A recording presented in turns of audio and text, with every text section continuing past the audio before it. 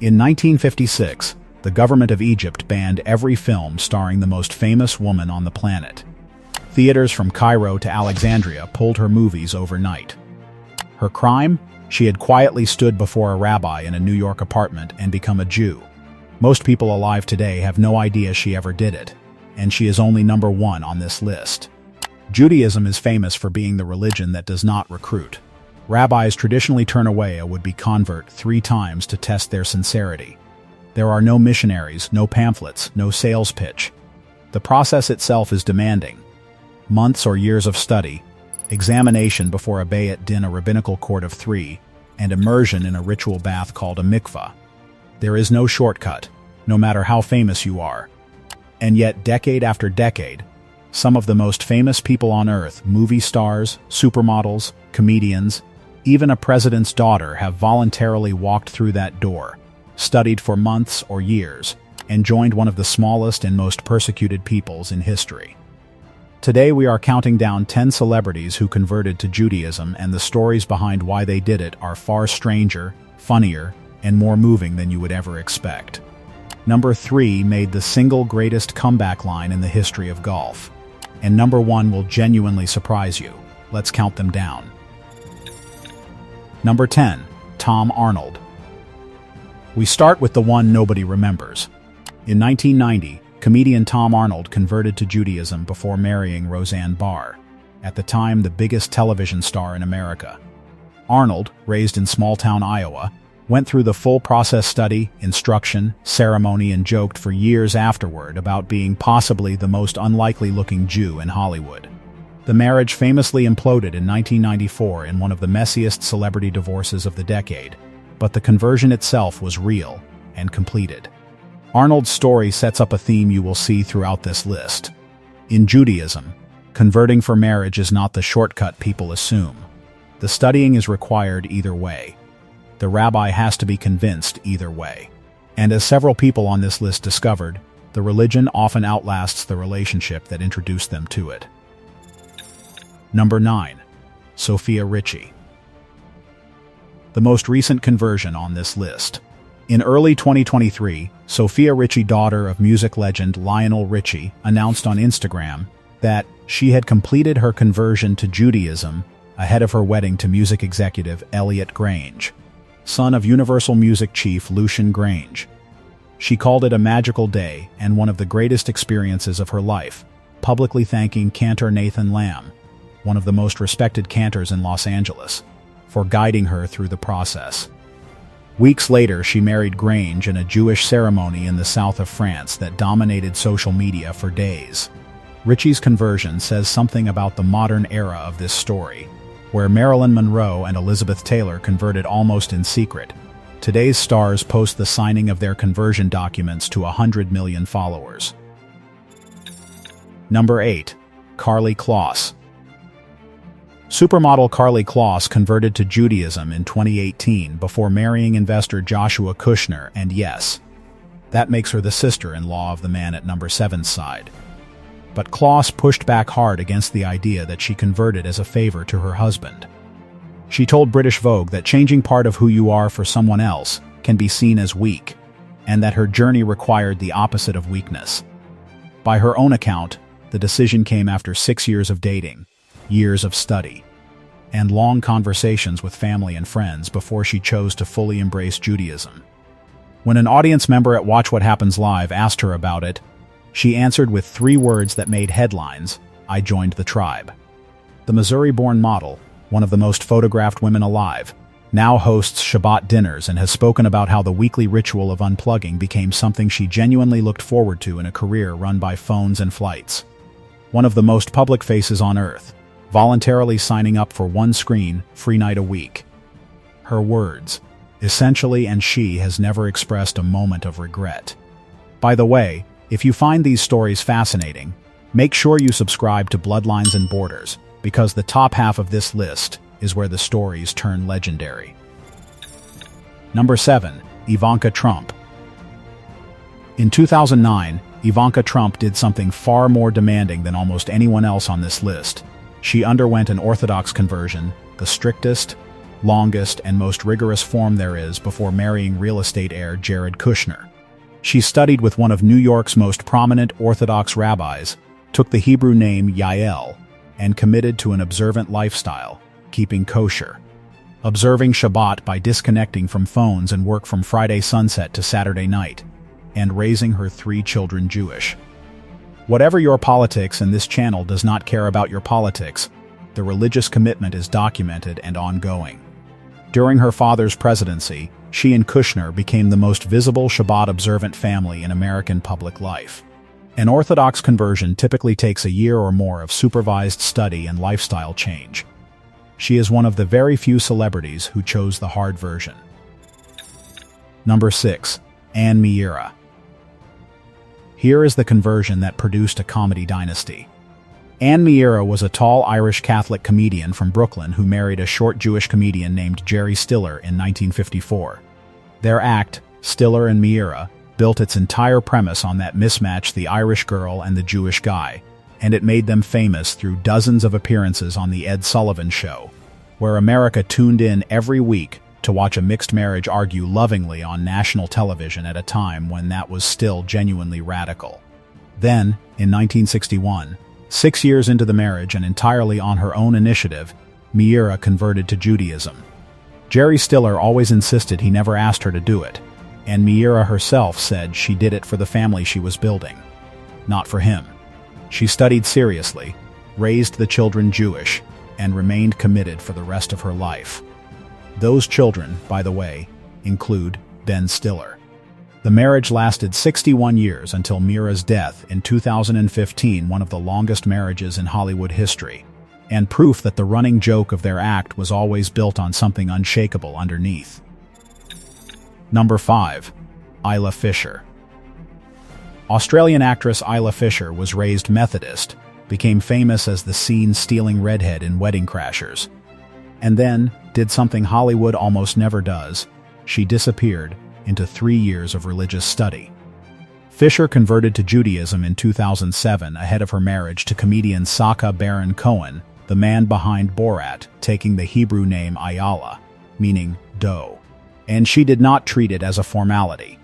Fisher has spoken about keeping a kosher home, observing Shabbat with Friday night dinners, and raising the couple's 3 children Jewish.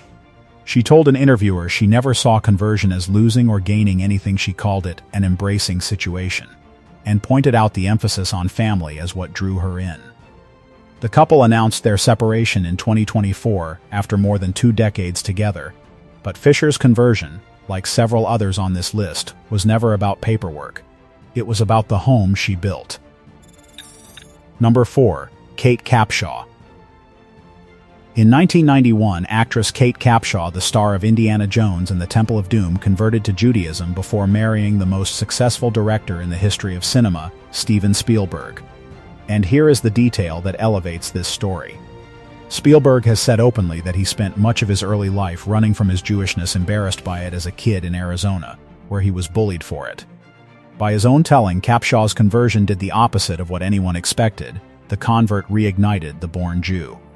Spielberg credited her embrace of Judaism and the Jewish home she insisted on building as part of what drew him back toward his own heritage. In the same decade, he made Schindler's List, the film that won him his first Best Director Oscar in 1994, and founded the Shoah Foundation, which has now recorded more than 50,000 testimonies of Holocaust survivors. The couple raised 7 children together in that home, and their marriage, now past 3 decades, is one of the longest running in Hollywood. Capshaw studied for conversion with genuine rigor before the 1991 wedding, and friends of the family have long said she became the spiritual anchor of the household. Sometimes the person who chooses a heritage understands its value better than the person who was born holding it. Number 3. Sammy Davis Jr. The greatest entertainer of his generation, and the conversion story nobody saw coming. Understand who Sammy Davis Jr. was in the 1950s, a man who headlined the biggest casinos in Las Vegas, selling out showrooms night after night, while being legally barred from sleeping in those same hotels, swimming in their pools, or eating in their restaurants, because he was black. He performed for audiences he was not allowed to sit among, Then, in November 1954, Davis nearly died in a car crash outside San Bernardino that cost him his left eye. Recovering in the hospital, he began long conversations about faith, and in the years that followed, the entertainer from Harlem studied Judaism and formally converted, working with Rabbi Max Nussbaum of Temple Israel in Hollywood. Remember that name, because it connects directly to number 2. Davis said he found in Jewish history a story he recognized, a people who had been enslaved, scattered, and hated, and who answered it with endurance and excellence. He saw his own story in theirs. The conversion cost him. He took mockery from the press, suspicion from some in his own community, and an endless stream of jokes from his Rat Pack friends. He carried the identity proudly anyway, through a career of relentless racism from every direction. And he delivered the single greatest response to it ever recorded. On a golf course, fellow comedian Jack Benny asked him what his handicap was. Davis looked at him and said, "Handicap? I'm a one-eyed Jew. That is not just a joke. That is a man holding every label the world threw at him, and refusing to put a single one down." If you find these stories fascinating, make sure you subscribe to Bloodlines and Borders. Now the top 2. 2 women, 2 icons, 1 synagogue. Number 2. Elizabeth Taylor. On March 27, 1959, the most beautiful woman in the world stood in Temple Israel of Hollywood, the same synagogue, with the same Rabbi Max Nussbaum who had guided Sammy Davis Jr., and took the Hebrew name Elisheba Rachel. Elizabeth Taylor was 27 years old, and here is the detail that destroys the cynical version of the story: she did not convert for a husband. Her third husband, producer Mike Todd, was Jewish-born Avram Hirsch Goldbogen, and she never converted while he was alive.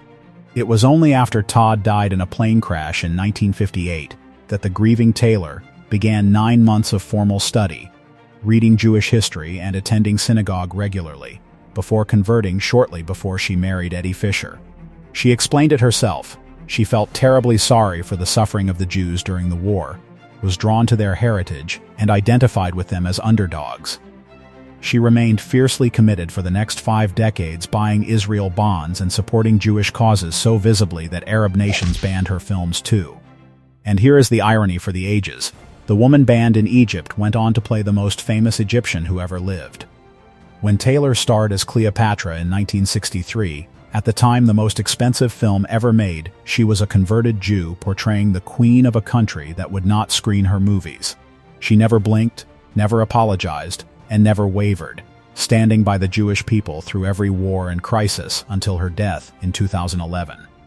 The studio system invented 1,000 fake identities. Hers was one of the only ones that was completely real. Number 1. Marilyn Monroe. And number 1, the biggest icon Hollywood has ever produced, and the conversion almost nobody knows about.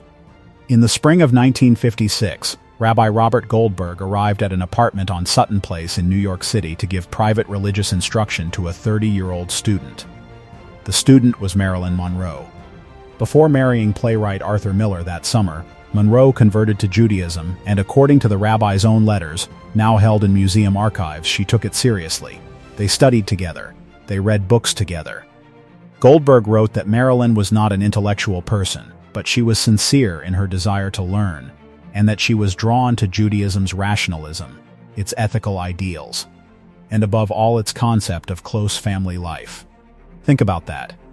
The woman who grew up in foster homes, shuffled between strangers, abandoned by nearly everyone, chose the religion of the family table. Egypt responded by banning every one of her films, and then revealed exactly how political the whole thing was.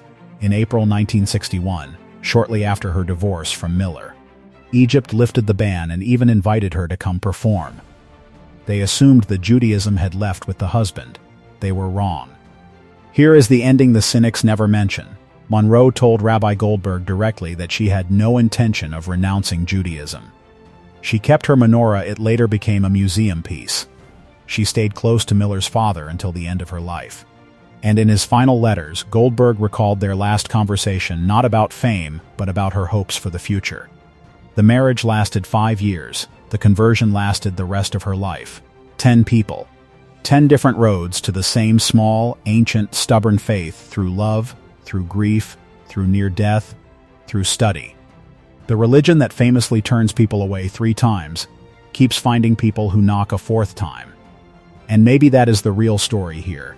In an industry built entirely on pretending to be someone else, these 10 people made the most public choice imaginable about who they actually wanted to be. And tell us in the comments, which of these conversions surprised you the most? Was it Marilyn? And is there a famous conversion we should cover in a part 2? Hollywood manufactures identities by the thousand. These 10 built their own one Friday night at a time. If you find these stories fascinating, make sure you subscribe to Bloodlines and Borders. Every people has a story they were never told, and we tell them here every single week. Thank you for watching. If you want to go deeper, the next video on your screen is one you won't want to miss. I'll see you there.